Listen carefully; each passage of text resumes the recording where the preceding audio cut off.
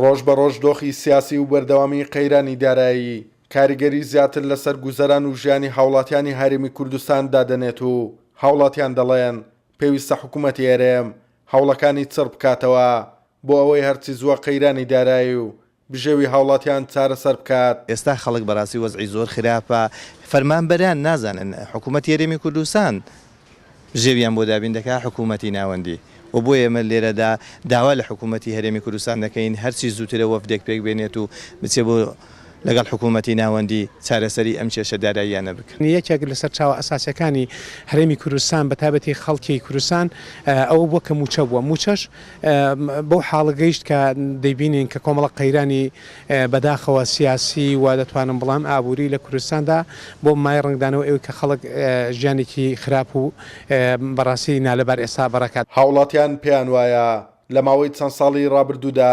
قەیرانی دارایی کاریگەری تەواوی لەسەر جەمکایەکانی ژیان هەبووە بە تایبەتیش گوزەرانی هاوڵاتیان و خراپی بژێوی ژیانیان.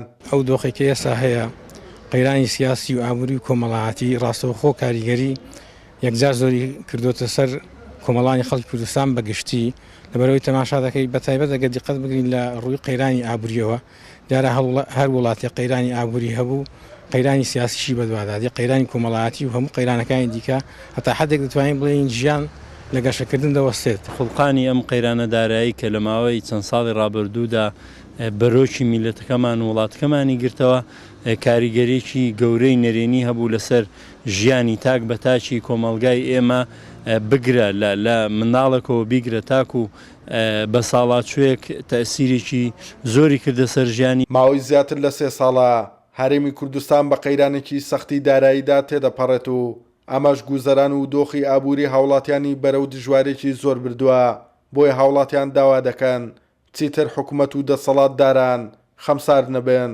لە چارەسەرکردنی قەیرانی دارایی. توانە عومەر، کورسات نیوز، قەڵاتزێ.